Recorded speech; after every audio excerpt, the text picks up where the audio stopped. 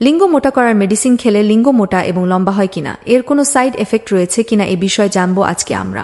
লিঙ্গ মোটা করার ওষুধগুলো আসলে ভায়াগ্রা জাতীয় মেডিসিন। এগুলো খেলে হঠাৎ করে লিঙ্গে রক্তের চাপ বেড়ে যায়, এতে লিঙ্গ অনেকক্ষণ শক্ত হয়ে থাকে।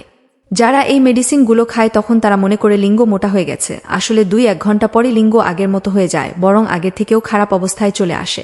কিছুদিন এই মেডিসিনগুলো খাবার পর লিঙ্গ আর স্বাভাবিকভাবে মোটেও শক্ত হবে না, চিরস্থায়ীভাবে লিঙ্গ নিস্তেজ হয়ে যাবে।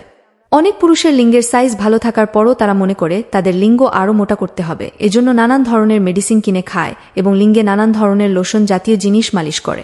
অনেকে সরিষার তেল, জোকের তেল, সান্ডার তেল, মধু মালিশ করে, এর কোনোটাই কোনো উপকার করতে পারে না।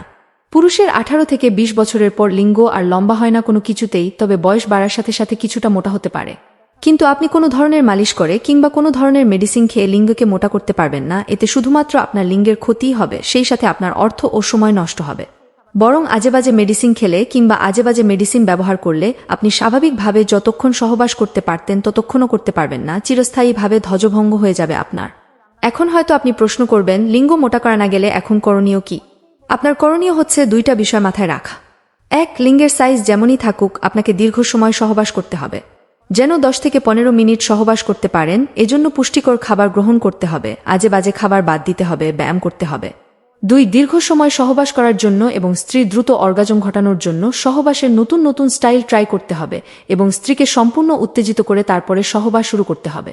এই 2টো বিষয় মাথায় রাখলে লিঙ্গের সাইজ ছোট থাকার পরেও আপনি আপনার স্ত্রীর অর্গাজম ঘটাতে পারবেন। দীর্ঘ সময় সহবাস করার নানান টেকনিক, নানান পদ্ধতি ও নানান পরামর্শ আমাদের চ্যানেলে নিয়মিত আসতে থাকবে, তাই চ্যানেলটি সাবস্ক্রাইব করে রাখুন।